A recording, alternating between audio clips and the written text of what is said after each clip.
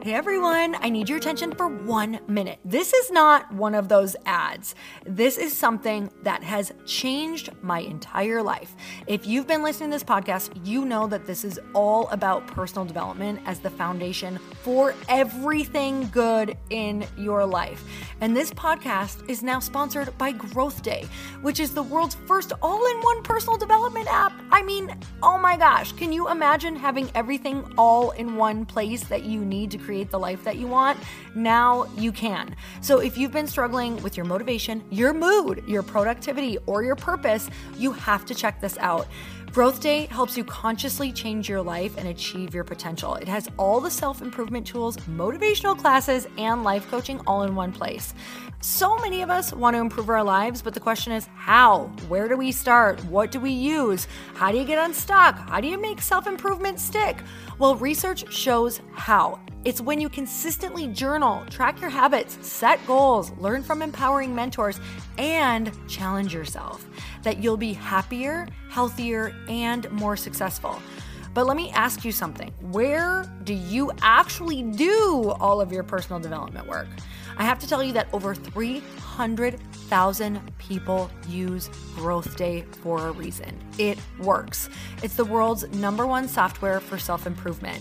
Growth Day has an amazing mindset journal that I absolutely love, a habit tracker, and a goal-setting system. In fact, I bet if you went to my stories this week, you probably saw me using the journaling app and telling you to do it too, because it's the first time that journaling has ever actually stuck consistently in my life because of this app.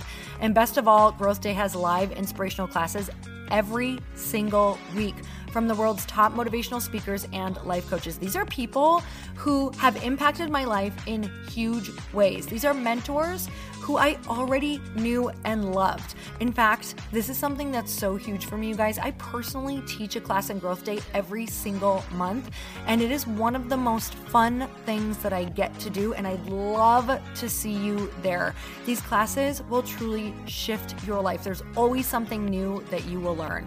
So join me and 300,000 achievers growing our lives with actual real intention. Visit growthday.com/Lori for a free trial. Yes, you can try this for free. So go to growthday.com/Lori and go live your best life. You guys, that's growthday.com/Lori. And I can't wait to see you there.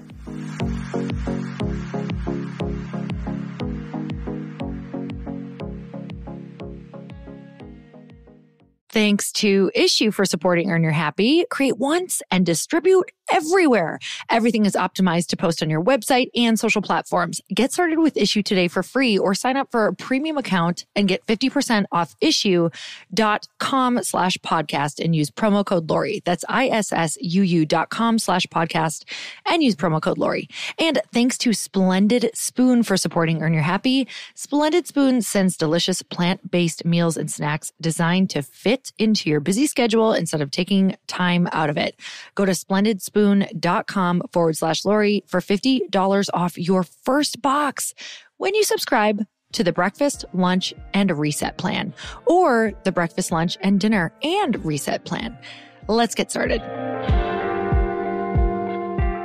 As someone who sees a lot of decks, I think it's really important to have strong information visuals, telling a story throughout the deck of like, why this company needs to exist in the world, why you're the person that needs to be running it, why this money will absolutely change the game for your company, and where that money will be going and why you need that.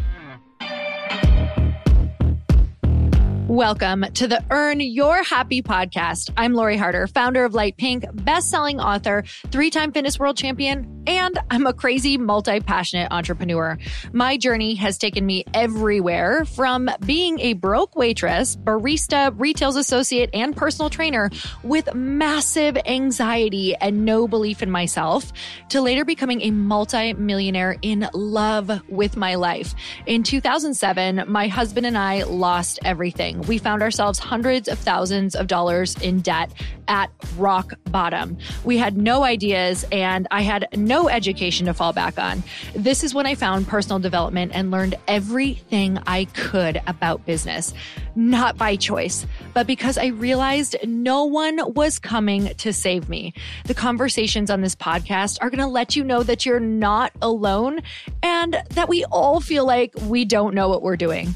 We're going to give you the tools to help you face your fears, take action, start your business, and grow those massive dreams that are keeping you up at night.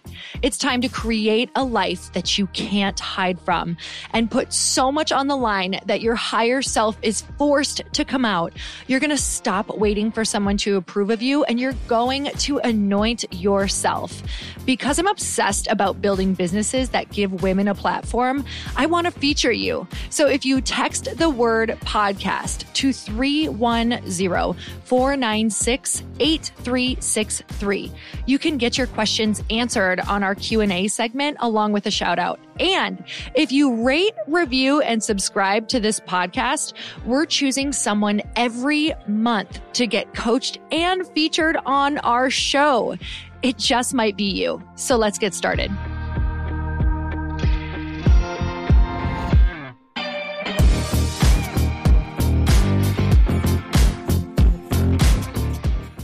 Welcome back to the show. I have one of my favorite women on who truly has been a trailblazer and just a mentor in my life, who I have studied and watched and really seen all of the big moves that she has made. In fact, there's some things that right now I'm really looking at her career and what she's done and modeling some of the things that I'm going to be doing for Light Pink. And my guest today is the incredible Jaclyn Johnson. I really wanted to feature her for Women's History Month because she has a new venture capital firm, which I'm so excited about. And she has created such a powerhouse career. She's an entrepreneur by the time she was 28, and she sold her first business, invested in multiple female-owned startups, and launched her second multi-million-dollar company, Create and Cultivate, all before she was 30. She recognized a gap in conversations, in resources, events, and communities for female millennial entrepreneurs. And she responded with the solution of Create and Cultivate, which is now obsession worthy. It's wildly popular. It's a media platform and nationwide conference. In the process, Jaclyn's own work-life philosophy, built on the cornerstones of female empowerment, hustling hard, and innovation, have propelled her voice to the forefront of the discussion on workplace equality. She's a new thought leader for millennial women and Gen Zers on the career come up. This passion for supporting female entrepreneurs sparked her latest endeavor, New Money Ventures, a venture capital firm and brand studio on a mission to fund and build the next generation of game-changing female-led companies. She's been named a Forbes 30 Under 30, and she's earned her way to the front lines of a workplace revolution at a time when change agents and disruptors are flexing real influence. We talked about all of this and more. We literally really focused on what motivates her and what has taken her to all of these places. What is her true passion? How does she stay motivated? What does this look like to take all of these big leaps in your life and business? It was so much fun getting to hear the inside and how her brain works and really sharing this with you and showing you that you have all of these capabilities and you can do this same thing too. There's just a few key things that maybe she does different that you can start implementing as well. So let's get started.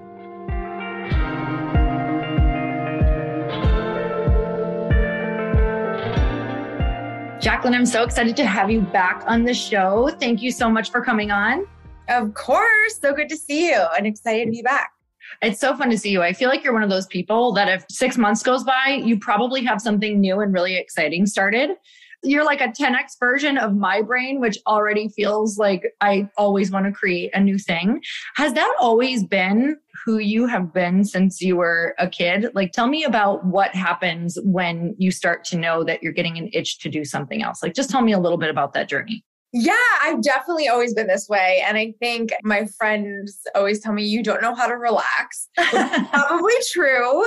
But I've always just been a high energy type person. Like, I don't do well when I'm not busy. I like kind of having my hands in a lot of different things.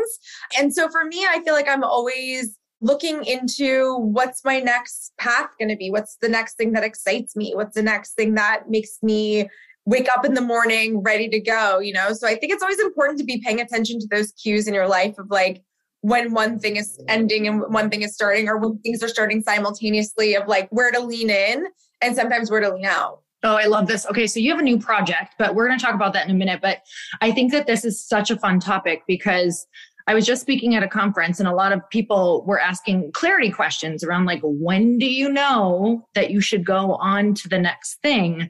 Can you share a couple of just like signs in your life, in your body, how you're feeling, like what's going on with you, everything emotionally, physically, when you start to know that there's a new chapter? I do think that there is some natural momentum that starts happening in your life, and it's really just about paying attention to the signs. I think a good example is with my first company, No Subject, which was a marketing and events agency.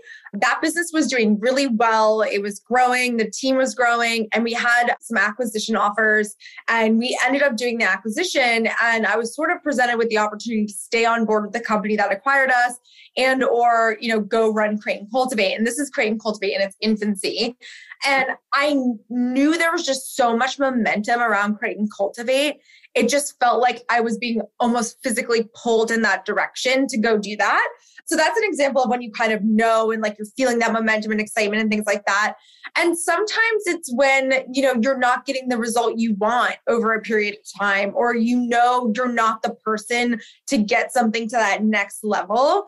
And that might take time to figure out, and so I think it's just about paying attention to that. And then thirdly is like having people in your life who kind of help you or push you in that direction. Like I have an amazing career coach that I've been seeing for, I don't even know, like 5 years, who, when I'm sort of like, I don't know, I think I might. And she's like, no, you're ready. Like you need this newness and you need this different energy around you. So I think it's a combination of things. I think it's just about paying attention to the momentum, where your energy is happening, where the results are, and then kind of leaning into those mentors and friends that help guide you in your life and in your work. Oh, that's so huge that you have somebody that you can bounce ideas off of. And I actually think that is where you kind of tip that domino over. Because for me, I'm such a verbal processor. Are you a verbal processor? Oh yeah, absolutely. Like if I do not get to verbally vomit out how I am feeling, like I can't get to the actual place that I need to get to. So you literally had 2 exits already. That is insane. That is crazy. Like, did you even know what that was at first? Just talking about getting acquired. Like, when was the first conversation about getting acquired and acquisitions? Did you know what that word meant at first? Be honest. No. So when I started my first business, I was 23. I had no idea what I was doing. I was just building a company that I could like pay my bills and pay my employees and like be able to function in the world. Selling a company was never really an option, or something that was honestly in my head as an option. I was really lucky in that like my business partner on Create and Cultivate, and someone that I really admired who had been in my life before Create and Cultivate, honestly, kind of led me into that universe a little bit of like, when you're building really big businesses, people want to buy them, and you can provide extreme value in that space. And I think for my first acquisition, that was one that was less about partners and money and trading hands and all that. It was more about the strategic alignment of like where we were in our careers. We were acquired by a strategic agency out of New York that was very similar to the work that we were doing in Los Angeles. They were much larger, much further along, much more stabilized as a business, and saw the opportunity to grow their LA office quickly and easily with a company that was doing exactly what they were doing, not only getting a revenue stream, but getting a built-in team, built-in office and things like that. So it was a great deal for me at the end of the day, and obviously was able to make some money off that deal, which is great. But knowing what I don't know, having gone through a Create and Cultivate exit, which is a much larger, much more complex exit, that was just like I had no idea what I was doing. I was like, okay, cool, let's do it. What's due diligence? Sounds fun. Sounds fun. It's not. Turns out not fun. I think that's the point of learning. And that's why in my book, Work Party, I have a whole chapter on selling your business, which I caveat by saying like, this might feel completely out of reach to you, but that's how it felt to me when I went through it. And I wish I knew these like 5 things or whatever it is about selling a business that I do now. And I think it's just important to share that. And I think it's important for women to know that you can sell your business. You can keep your business. You can have a successful small business. Like all of these are options. It doesn't mean you're not successful if you don't do this big acquisition. So good. Okay. So you've done so many things that people model their events, their business, their everything, their Instagram, their outfits after, literally. What do you think, just talking about your business success, it's not luck. Like there is some form of Jaclyn formula or secret sauce. If you had to tell somebody like what you really think the key or formula, like you can't do this without these key things or being these key things or thinking these key things, what would you tell somebody? I think you really have to think about the moment in time and what's missing and what you can bring to the table as the person who wants to bring that into the world. I think specifically with Create and Cultivate, it was sort of a perfect storm of everything I had done in my career to date. I had been a blogger and influencer like early in that world. I had done social media strategy for a ton of different brands and understood virality and social marketing. I also had experience with events on a much smaller scale, but like in working on events and creating these experiences. I also had been attending these insane influencer events that were absolutely stunning and that I would post pictures from and things like that. And I had this moment where my sister, who's a wedding photographer in Florida, was like, those events look so insane. I wish I could go to an event like that. And I just had this moment where I was like, wait, we should be able to have everyday women and consumers be able to go to events that are beautiful and fun and gorgeous and the food's great and you can do all cool activations and walk away with an insane gift bag. And you can also learn about business, grow your business and have these conversations. And like those two ideas just clicked in my head. And I knew I was the person to do it because I had a lot of questions about entrepreneurship. I was an entrepreneur and I had a lot of ideas about that. And I also knew the influencer space and the event marketing space and all of those things. So I married those two ideas together and just tested it out. And like the first one wasn't some like screaming success. It was like 25 people at the Ace Hotel, but there was momentum around it. And so I think it's just about thinking about where we're at in a moment of society, what is missing from that moment, and how can you use your expertise to bring it to life. I love that. Okay. So with your book, I remember reading Work Party, and I loved it, by the way, and really thinking about marketing. And I'm really thinking about even marketing with my product that's coming out, like doing non-traditional things. And you're kind of the queen of just doing really non-traditional things. So when you were writing Work Party, do you still feel like you would go back and write that book simultaneous? Do you think that those two like really helped each other grow? Yeah. So, I mean, the book deal came out of nowhere for me. I was, still relatively small in the space, but I had this editor that believed in me and believed in the story and felt like that, was the right time for the book. And I feel like looking back on it, it's such a time capsule of like where I was in that moment, but I think it's still super relevant. What Work Party ended up doing was creating this opportunity to launch a sub-brand of Create and Cultivate, meaning we were able to launch the podcast around it. We went on a 10-city book tour. We were able to lean into these conversations and have this kind of fun brand that would be a sister brand to Create and Cultivate. I think both were extremely beneficial in helping build the brand because it began sort of my voice within Create and Cultivate. I always wanted Create and Cultivate to stand alone. That's why I didn't call it the Jaclyn Johnson conference. Like I wanted Create and Cultivate to be about the community and I wanted Work Party to be about the story and the things that I could provide as I was kind of going through the same things that our audience was going through in terms of building a company or managing a team or scaling up and like chatting about those things as I was sort of growing as a business owner as well. So I definitely think it was a great way to kind of, have the brands launch in an interesting way. And to your point, I think, now we've seen book tours that mimic what we've done, have done the same things as Work Party. So I'm a big proponent of doing outside of the box type activations that look, might fall on their face and no one cares. Fine. But if they take off and have that effect, that's the winning idea. And you have to take risks to do that. So I'm a big believer in that for sure. Attention is so limited. We're all on TikTok, watching TV, scrolling through Instagram, on our emails, doing a Zoom, listening to a podcast, like something that you're like, oh, that's cool. That breaks through. And I think that's really hard to do. But when you do it, it can really, really take off.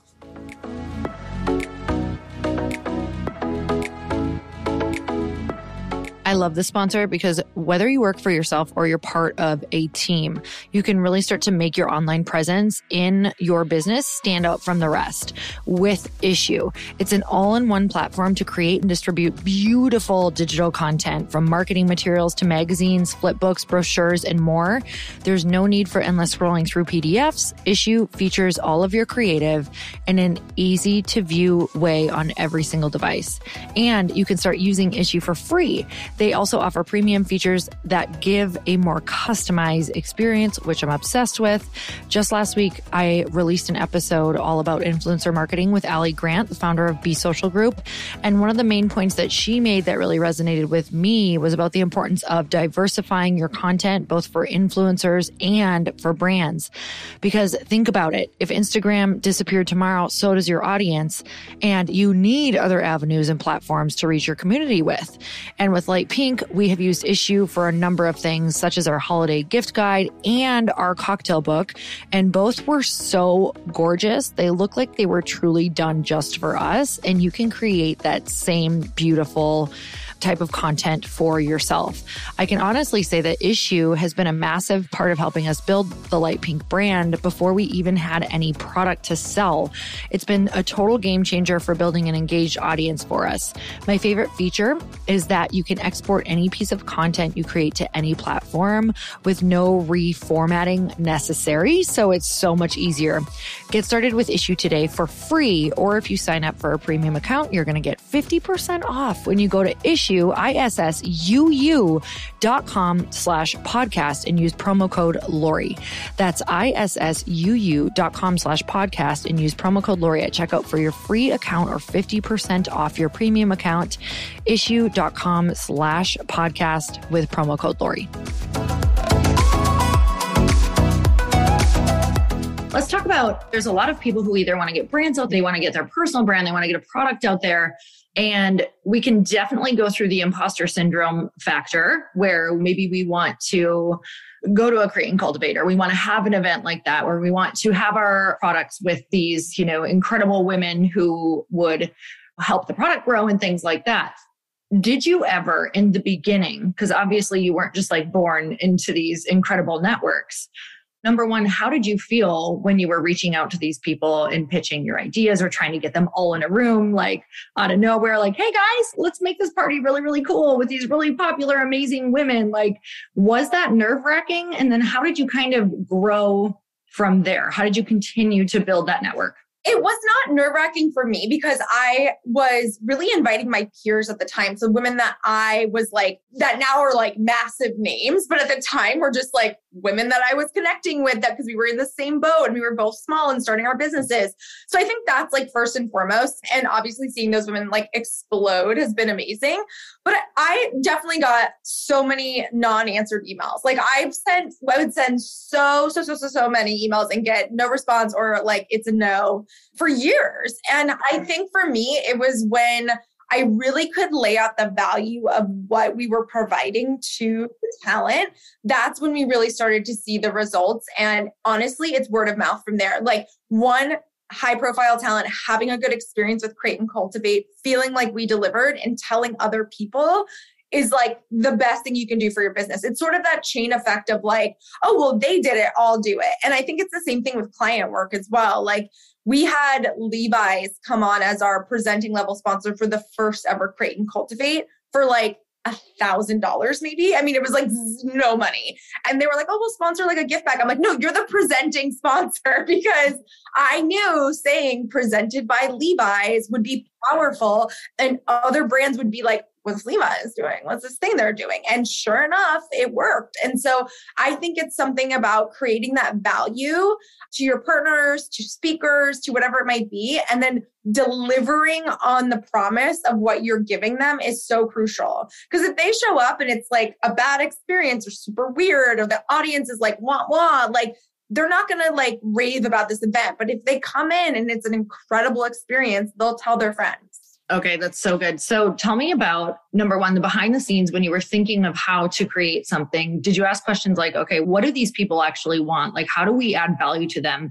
And then also, did you just go for like with Levi's? Did you just go for the big one, like put all of your energy into one until you got it? Or were you simultaneously doing this to a few? So Levi's was the only person interested in that. Like it was so small. It was like the first one ever. We had 0 ROI. We had no track record. Like it could have gone up in flames. And for them, it was 0 risk. I think she put it on her credit card. They probably thought it was like a lunch somewhere, like truly. So for us, it was everything because we had Levi's plastered everywhere. You know, it was a great way to kick off the event and get people excited about attending. And Levi's being such an iconic brand. So for us, it was amazing. For them, it was awesome because they were like, we're getting quadruple the value of a gift bag inclusion and we're really able to show up in a meaningful way.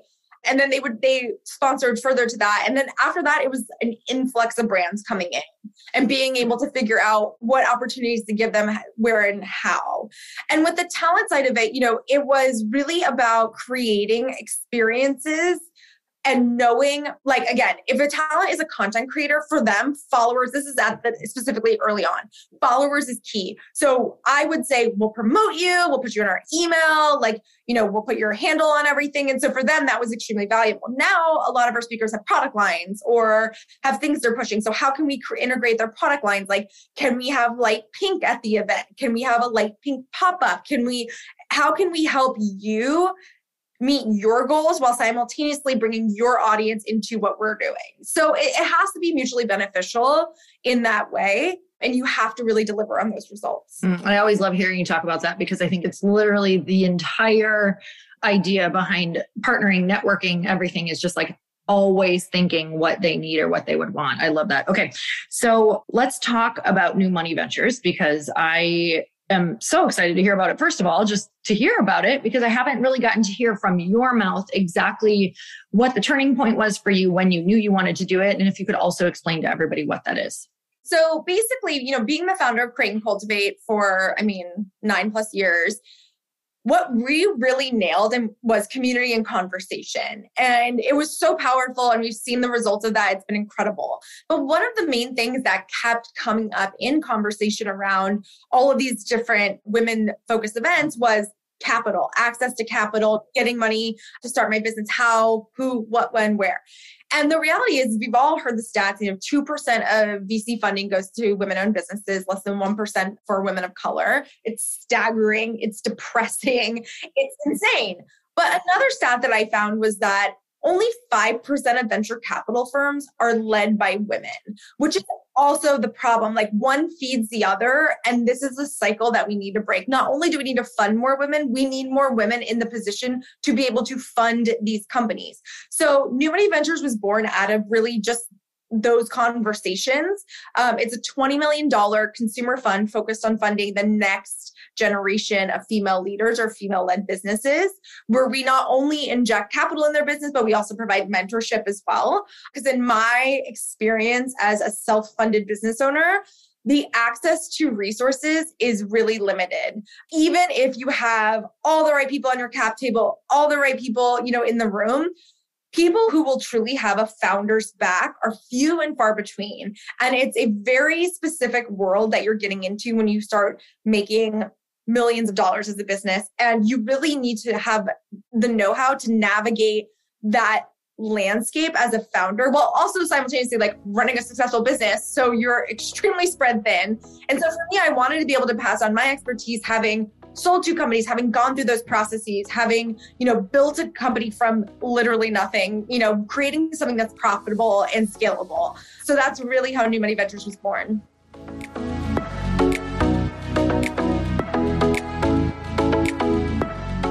Hey, if you're anything like me, you absolutely love food, and you probably really look forward to your dinner, or maybe you're somebody who really looks forward to lunch or breakfast. But it doesn't really matter, because if you are doing big things out in the world, or you're taking on new projects and you're trying to make new habits, sometimes the hardest thing to think about is what the hell you're going to eat at those meals. If I'm being totally honest, my days are so packed that by the time dinner comes, I want to eat something amazing, but the last thing that I am going to do is actually cook or meal prep. So why not skip all of those steps with great meals that require no prep whatsoever? Splendid Spoon sends delicious plant-based meals and snacks right to your door, which is exactly where I want to see my food when I'm hungry. Can go and grab it. It's ready-to-eat food designed to fit into your busy schedule instead of taking the time out of it. Splendid Spoon meals are shipped right to your door, ready to eat. You'll only lift a finger to press start on your microwave. And every meal plan is customizable, so you get what you want every single time. Each meal is 100% plant-based, gluten-free, GMO-free, and always made with plenty of vegetables, healthy fats, whole grains, and spices from all over the world. I'm not a big fan of eating a huge breakfast in the morning. In fact, I almost never do. I intermittent fast majority of the time. So I like to grab a Splendid Spoon smoothie, which is always the perfect portion. And I like to do that midday. But if you want something that is a go-to in the morning, I am telling you, you're going to love it. And I'm currently loving the mint chip flavor. It's so good. Splendid Spoon also has soup, grains bowls, and noodle bowls where they put their spin on classic dishes like their fan favorite vegan meatballs and marinara noodles. Hello, so good. My mouth is watering right now. Yours probably is too. I'm sorry and you're welcome. Try Splendid Spoon today and take meal planning off your plate. Just go to splendidspoon.com/Lori for $50 off your first box when you subscribe to the breakfast, lunch, and reset plan or the breakfast, lunch, dinner, and reset plan. That's splendidspoon.com/Lori for $50 off.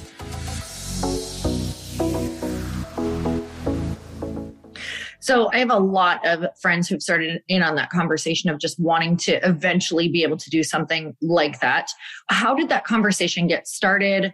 Where does the money come from? All of those things. Yeah. So I've been angel investing for 10 years, which is, me basically writing checks to people. And I've loved that. And it's been like really amazing. And I've taken on more of like an advisor role in a lot of those things and really found like I can help a lot of women, grow their businesses. As I was having these conversations, I met a family office out of Chicago that's run by Matt Holsizer and Jenny Just. Jenny is one of the only self-made female billionaires in the United States. She's a complete legend. She's in the fintech space. She's under Rihanna in the Forbes billionaire list. It's like how I always sort of like teed up. She's a legend and she's amazing. And we started having similar conversations. She also is extremely passionate about women in finance and fintech and obviously growing generational wealth. And it kind of happened very naturally where I was like, I really want to change the funding landscape and what I want to do. So we're really fortunate in that we have a single LP for our fund. So typically when you raise a fund, you'll have multiple LPs. You'll go out, you'll raise money, you'll have a bunch of people that are involved in your fund.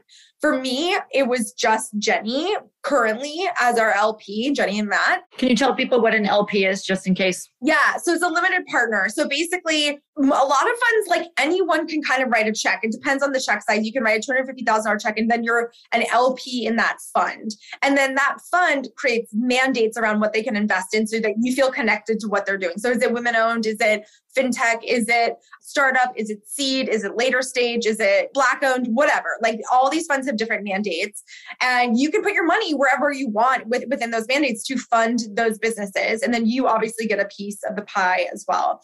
As a fund manager, basically what we do is we go out and find opportunities, we vet opportunities, and then we make investments. Our investments are, between $250,000 up to upwards of $1 million, and all the deal structures are different. We're lucky in that we kind of get to mandate our own, what we want to kind of do in the fund. And so we're not stuck to like a specific type of company or anything like that. Our biggest thing is that we want to invest in businesses that we see disrupting space, that are making moves, that also have a potential to exit in the future, whether that's an IPO or an acquisition or something like that. Oh, this is awesome. What part have you loved the most about that? Because how fun to be able to are you the person who literally gets to sit at the table and hear the pitches? Yes. So it's super fun and probably really hard. It's really hard because I just want to be like, yes to everyone. What I've come to find out, one is good news is there's so many cool businesses out there and people are doing amazing things. And I'm inundated every day with the amount of cool shit that's happening out there, which is great. The other thing that's starting to happen is if it's not right for us, I'm knowing people who it could be right for and being able to pass it on or even provide feedback on their deck. And that's what I find is really fun and really valuable.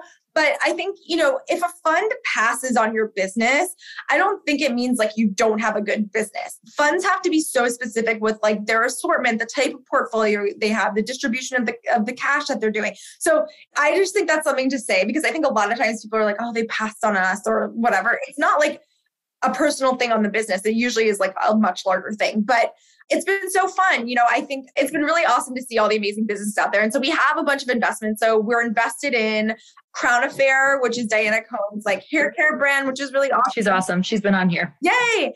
Frame Reformer, which is a digitally connected Pilates reformer. So think Peloton for Pilates, compact, fits in your closet, digitally native with obviously content and classes. We're also invested in K-Skin, which is Winnie Harlow's sun care line that she just announced. It's amazing. The product is awesome. And we also just invested in Sama Tea, which is Roddy DeLuca Shetty and Jay Shetty's tea line, which is really exciting. So tons in the works for us. And it's just been more and more fun every day as we get to wire the money, sign the paperwork, and start to work with these brands. I love that. That's so exciting. I know Kim Perrell really well. So she's helped me so much. She's incredible. So she's the boss. Oh my goodness. She's so much fun to talk to. Okay. So what is your absolute favorite thing to talk about right now? Like what just lights you up? If you and your girlfriends are out having wine, like what are you talking about to them? Investing for sure. What has come to my attention and what I think we need to do more of, and you've been really good about doing this always, but is getting women in the room and talking about where we're putting our money and why, whether it's crypto or real estate or Web3 or NFTs. Are we buying NFTs? Are we buying this stock? Who's managing your money? Like I am such a proponent of not gatekeeping around building wealth, because I think it's been gate kept from women for so long that we have to catch up. And if something's working for one person, share that knowledge and that wealth when you can about what you're doing, why it's working, and what you're seeing in the marketplace, because I think that's how we really start to see more women investing in women-owned businesses, investing in funds, and making those changes in their businesses, in their lives. Oh my God. That is why I'm so passionate about just getting them in on that conversations and getting everyone in on the conversation and making it a normal thing for it to come up. Because I remember before I started Pink, I didn't actually feel like some of these opportunities were even available to me. I wouldn't even know how to start talking about investing or what does it look like to sell a company. I was sitting at a table and someone was talking to my husband about selling his company for $300 million. And I literally was like, my girlfriends and I are not having this conversation and we're going to, and we need to. Literally had that moment where I was like, no more. Am I going to sit and listen to this? And then listen to my girlfriends who are they're doing amazing. A lot of them doing 7 figures a year. And it was they were maxed out though. They were tired. They were exhausted. They didn't know what was next because that next level opportunity was not a conversation we were all having. So I'm so obsessed that you're doing this and that you are such an advocate and you're always speaking, you're always on podcasts. I think it's so incredibly important. So I'm literally in love with your mission right now.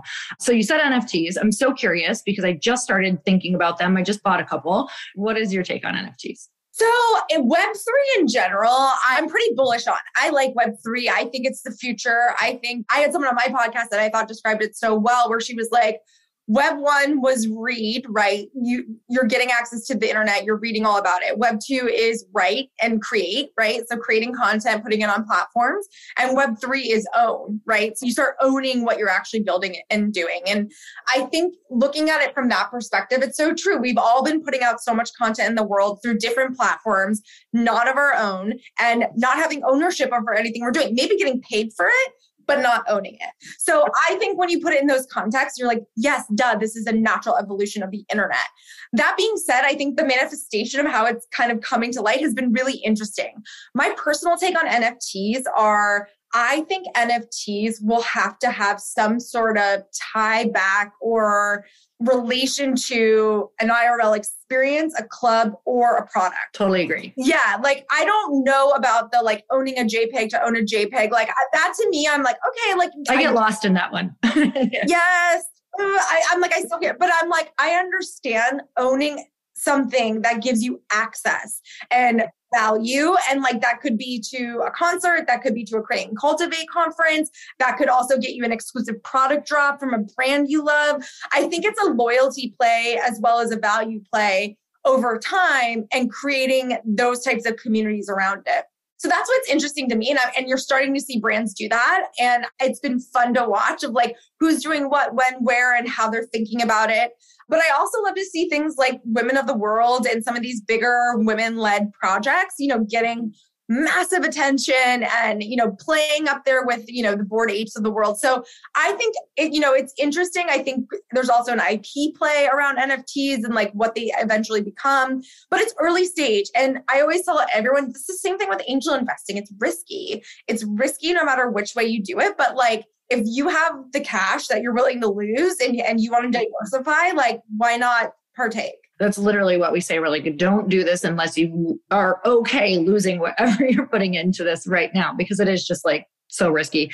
Okay. So where do you go for your information? Let's just say when you want to learn what's next, do you actually go to conferences? Do you put together a dinner? Are you really proactive and just reach out to people? What does that look like when you want to learn just what is new and what's coming next? Definitely podcasts. And I would say also, I like to read The Information, which I think is a really good site. I'm always on Crunchbase, kind of seeing who's raising, who's selling, who's like, kind of in those hot M&A markets. Those are two that I'm kind of like always tuned into. And I think they have a little bit of like a stronghold on like the what's next of it all. But I also like to listen to podcasts that are outside of my network. Like I love all of my girls on, Dear Media that I work with, on like all the podcasts I've been on, and it's been awesome. But sometimes I like to dive into some really weird, more specifically targeted to men podcasts because they think they're interesting and like it's speaking to a completely different audience.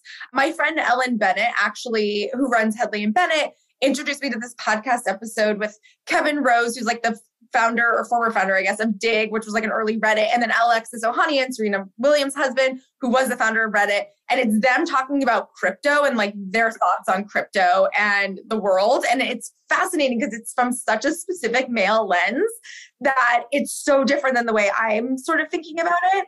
So I like to get this like third party perspective sometimes of things like outside of the realm of like what I'm living in, which is like Create and Cultivate world and women founders and everything. It's like get outside your bubble and start looking elsewhere for information as well. That's so great because we feel that way too. Like we learn the most from other businesses. Like it's so good to learn in your own world to see what's working. But then a business is a business is a business is a business. Like there is something to take from everything. There's always something that you're like, wow, I know that's a totally different business and business plan. But if that's working, how could that work for us? And like try to figure out that spin on it. Okay, I need to know some of your favorite podcasts and some of your favorite books. I know you just shared with us, but now we need to go listen and read all of them. My gosh. Okay. Well, I think from the podcast side, I'm really into How I Built This, which obviously is a great one. I do like the one, Kevin Rose's Modern Finance. That's a good one. There's a bunch of other things that I kind of tune into, but I'm kind of all over the place, to be honest, in terms of what I'm listening to. And it's mostly from people passing it along. On the book front, I feel like I haven't had a chance to read a book in so long, but I'm going on vacation, so I will take book recs because I definitely need something to like disappear into. Oh, so good. Where are you going? I'm going to Belize for my birthday. So I'm super excited. But I also did just get Gabby Bernstein's new book. So I'm really excited about that. I just got that one in the mail. I literally just got it yesterday and I started reading it this morning. It's so good already. Of course it is. Everything she writes is so good. Okay. So anything else in your world right now that is super lighting you up outside of investing, obviously vacation, decorating? Tell me about what you do. You have a career, had a career, still do, that it can have a lot of pressure. I know that there have been just different moments where I'm like, oh my goodness, I'm like really thinking of her because you've had to hold a lot. You've had to hold a lot of energy. You've had to hold a lot of opinions, ideas, people wanting things from you. The more that you get out there, the more that you have a platform and people know that you can help, the more that you are just pulled at in every direction. How have you dealt with all of that? How have you dealt with all of the pressure and really attempted to also enjoy the journey? So true. I think I'm really good at setting boundaries and I've gotten better at it. I haven't been good for a long time. And then I really, in the past, like 3 or 4 years, have really prioritized it. And that's just a few different things. Like one is I prioritize working out. I never would do that for years. And it actually changes like my entire attitude about the day, how I feel, how I process all these things. Like, so that's like number one. And that's been something I've been really good about. I also like prioritize my downtime. Like I watch a lot of dumb TV. Like I literally will like be like, I need to be by myself. I need to watch this dumb show. I need to binge Emily in Paris and like be left alone. Like, and I need those resets to just like zone out for sure. And then also I've gotten to the point where I'm like, I don't need to respond to everyone. And I think that's like important as well. Like I have a lot of guilt about like not getting back to that person or like not being there for that person or whatever it is. And I really tried to set boundaries of like not being everything to everyone all the time and really being able to just show up as the best version of myself and do the best I can for that day or project or whatever it might be. So that's really important to me as well. And I think for me, I'm like really leaning into enjoying not being a completely crazed, always on a plane, always burnt out type person. Like I'm really trying to prioritize spending time with friends, going to events outside of Create and Cultivate, meeting new people, like, because I think for so long I was just in that bubble forever. But I think it comes with time. And I think it also comes with experience of like how you can start setting those boundaries and how you can start creating a space for yourself that feels healthy versus feeling burnt out all the time. Okay. So for your newest venture, New Money Ventures, what would you tell women who are wanting to start a business or start a company or start a raise? I was actually just in a mastermind and there was just a lot of overthinking questions. Like they were getting stuck in needing to put the exact amount of money that they thought their marketing would cost in a pitch deck. And I was like, oh, hold on. Like I so did all of these things too. Let's like back it up. And how would you tell a woman, okay, yes, this is a big deal and it's not a big deal. Like you also need to like almost, do you know what I'm saying? Like separate yourself from the like thinking that your pitch deck needs to be exactly perfect. And like these are numbers pulled from thin air. How do you make this easier so they don't overthink every move and get stuck before they even start? Yeah, absolutely. So I think first and foremost is like, get your deck together. The first deck, like you don't have to reveal all. Like it's a teaser to get people excited about your business and about the opportunity.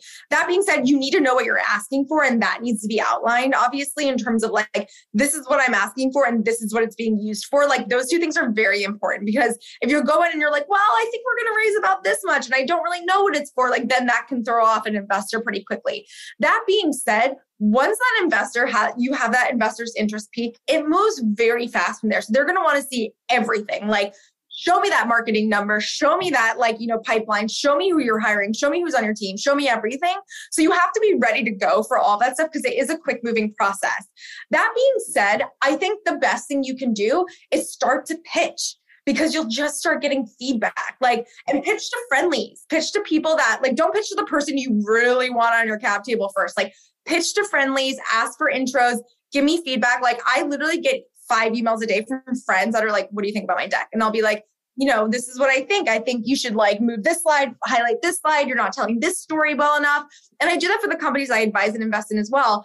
As someone who sees a lot of decks, I think it's really important to have strong information visuals, telling a story throughout the deck of why this company needs to exist in the world, why you're the person that needs to be running it, why this money will absolutely change the game for your company and where that money will be going and why you need that. I think those are the things that you need to get across, first and foremost. And then don't be afraid if tough questions come your way. Again, be able, do your best to be able to answer this, but just saying hey, a lot of this information is in our data room or is behind, whatever, let's get an NDA in place and we'll continue the conversation. And don't be afraid to do that. I think, you can kind of create that mystery and keep moving as well. But I definitely don't think you should wait until it's absolutely perfect. Every single detail is built out in that first round, but create that story and that narrative, and that'll get you to that second round. Oh, so good. Okay, so let's talk about rejection real quick because they're about to get a lot of it. And just kind of not letting yourself get down in those moments, especially when it's somebody, early on, I had somebody who was super influential in my life, meant a lot to me, just kind of tell me no, not going to do this because of X, Y, and Z. And it was that moment in the very beginning where you're like, God, is this idea totally shitty? And you're almost like, God, I'm not sure if I should do this. How do you bounce back from that? Yeah, absolutely. I mean, I think take into consideration everything everyone says and then look at what they're saying. If someone's like, oh, this person's doing what you're doing, but they're doing it better, make note of that because that will likely come up again. And you need to create your defense against why you're different or why people will use you instead of that product or whatever it is. So use some of that feedback as data points to build your case even stronger of why you should be in the world. And then on top of that, like some people are just like rude and jerks and like you need to move on and like they won't get your idea and they'll like laugh. Like I think about all the time, if I had gone into a VC and pitched Create Cultivate to like a room full of like white dudes, they would have been like, well, what? No. Right. Like, there's no way. And I would have been like, no, but there's like this community and they're important. And like, it's like, absolutely not, because it's like, they can't see financials on a spreadsheet that are like a customer acquisition cost and a growth market and a margin. It's like, no, but like, so don't feel like every no is like a no on your business. It's just a no for that moment and like move on and learn from it. And I think that's the best thing you can do is take as much information in as possible and ask why they passed. I think that's really important. I always give the exact reason. And sometimes it has to do with their business and sometimes it has to do with our portfolio and our mix and the timing of like when they're trying to close. Like there's a million different things and like scenarios of why it's a no, but I think it's great to ask and understand why. And sometimes it's just wrong time, wrong place, you know, and other times it could be great feedback for your business. Mm-hmm. Okay. Before we wrap, what are some things that you want women to know about starting a company, raising money? What should they maybe have in their mind or really focus on getting correctly or practicing before they go out and do it?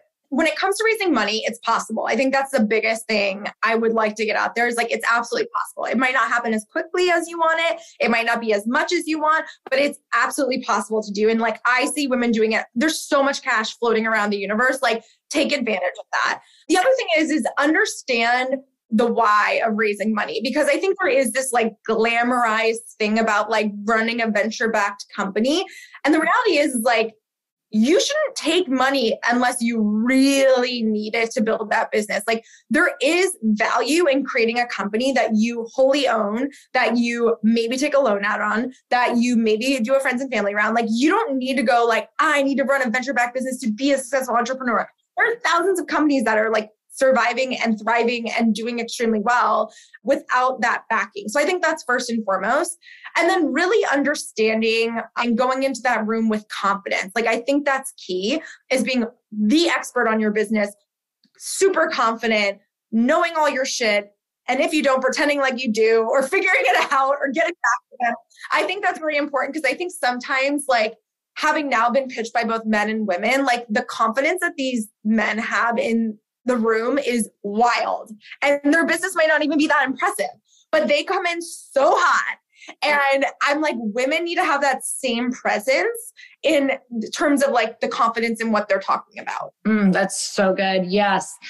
So many things just that I've even seen out in the world, whether it's pitching people's businesses or literally anything. It's like I'm captivated by the energy and how much the person believes in it. It's like someone who believes in something of theirs can like make me literally believe in something that I'm like, I don't really even need that. But that is so interesting. You just made this incredible story around it. Okay, well, I'll finish up here, but I need to know what are your most frequently watched type of TikTok videos? And then what's on your IG popular page? Oh, I love that. TikTok video, for sure, dog content. It's all dog content. Thank you for being not a psycho. Thank you. Yeah, all dog content. And then in my For You page, I would probably say it's all interior design. So it's like dog, interior design, and like occasionally like crypto talk. I feel like I like dabble in, but that's the best. You're like dogs and where can my dogs be within this beautiful interior design? Yes. All very important. That's like pretty much exactly what I look at. Okay. I'm so grateful for you. Thank you so much for coming on and always sharing your wisdom. It's just one of the most amazing gifts to be able for you to just go and like, you are a leader, you blaze the trail and then you come back, you share it with all of us and let us know we can do it. Trail might be a little scary, but it's very possible. And you let us know. And now you're supporting now you're cheering us on. So it's so exciting. So I'm really grateful for you. And you guys, where can we go actually, Jaclyn, to get more information on what you're doing right now? And if we want to know more about your most recent venture? Yeah. So I'm at Jaclyn R. Johnson on Instagram. You can also follow at New Money Ventures on Instagram as well, and newmoneyventures.co for our website, our portfolio, and where you can pitch us. You're amazing. You guys definitely go give her a follow. And also, one of the biggest gifts that we can do for our guests is to just share this on your stories and let her know what your biggest takeaway was. It's always so much fun to be able to hear how she got to impact your life. So until next time, earn your happy. Bye, everyone.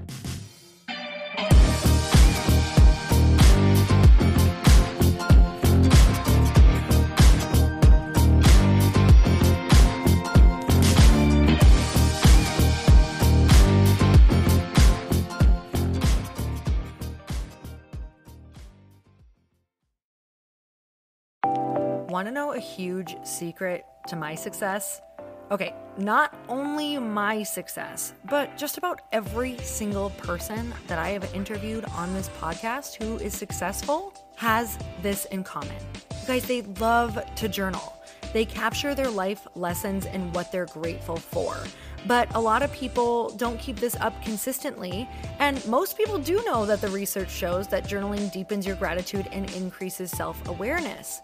But did you also know that journaling decreases stress and helps you achieve your goals faster? In fact, journaling is a huge differentiator between average performers at work and high-performing people. It leads to longer-term clarity, confidence, and success. So why don't more people journal? Why didn't I journal consistently?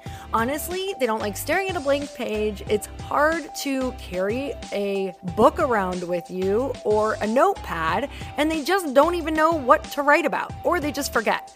That's why I know that you're going to love Growth Day. It's the world's #1 system for self-improvement, and it's like all-in-one personal development in an app. And it has an awesome digital journal, and people love it. Growth Day's digital journal has hundreds of research-backed writing prompts for self-reflection, positive mindset, confidence building, and success. I use them all the time, and it makes me think in ways that I typically don't, and it makes me ask myself better questions, which we all know gets better results in our life. It even has prompts that help you develop a daily, weekly, or monthly habit of reflecting on your life and identifying areas to grow. So it's a perfect time of year to start journaling, you guys. When you sign up at Growth Day, you also get systems for habit tracking, goal setting, and scoring, and improving every area of your life. Best of all, I get to teach there too, you guys. I'm so excited. I hope that I get to see you. I teach live in Growth Day every single month with a new topic just for you. So join me there. Start your free trial at growthday.com/Lori.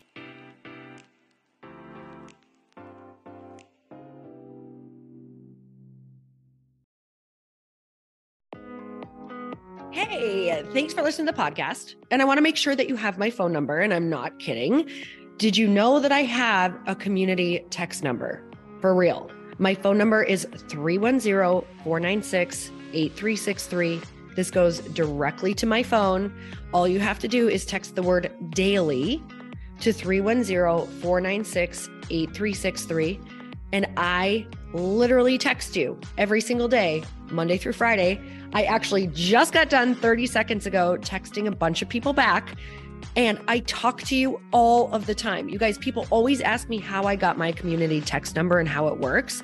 Well, all you have to do is you can just go to community.com and get your own. Community makes it easy to get a phone number that you can use to build your audience using text. People just text you at your number and they're added to your group. Then you can text them out audios, video links, anything you want. You guys, I text out happy birthday videos. I love to send podcast links, thoughts about life, book recommendations, different events that I'm doing in the local area. Texting gets me out of the noise of social media and directly into your hand. And now you can start texting your people too. Just go to community.com to get your phone number. They give you a 10-digit real phone number, not those weird short codes that look like spam, but it's more than a phone phone number. Your new number comes with an inbox for SMS and texting. This means you can actually manage your text list from your computer and an app on your phone. You can schedule texts to send at certain times and to certain groups. You can even set up auto replies or let your assistant or customer service team answer your text messages via Community's awesome dashboard. Just go to community.com and ask for a free demo. They'll show you how it works and get you your number. It's time to start texting your audience versus just posting on social media. Everyone uses Community for that. So go check them out at community.com. I can tell you it's not just great for communicating with my audience, but Chris and I use Community and our texts to also sell out our launches. I'm telling you, you get such an incredible response because you really are creating a true, deep sense of community. And it's so intimate. It's freaking amazing. Go check it out at community.com.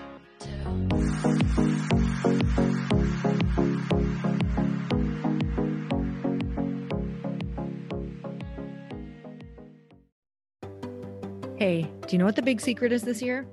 And it shouldn't be a secret because this should be your biggest focus.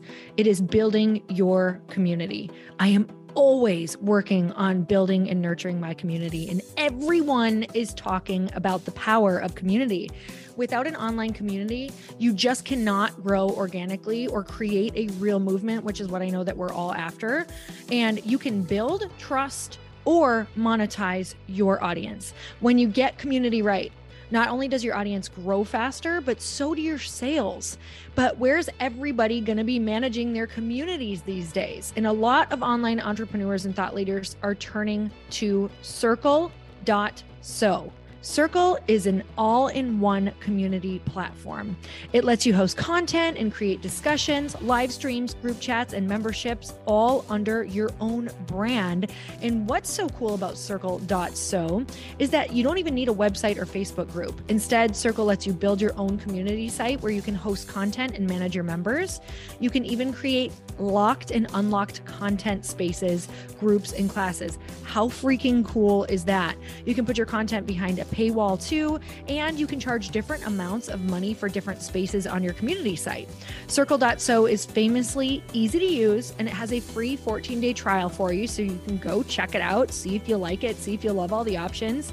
Just go to Circle.so. Go check it out right now, you guys. Imagine being able to manage your community, start group chats and live classes, and accept payments all in one place. Kind of mind-blowing since this is usually spread all over the place. You have to log into so many different things. If this is the year to capture, organize, and monetize your community, head over to Circle.so. You can get a free trial and start building your online community right now. Just go to Circle.so. You guys, you get the 14-day free trial. So just go and see if it's for you. It's going to streamline everything and make your life so much easier. It's so freaking cool.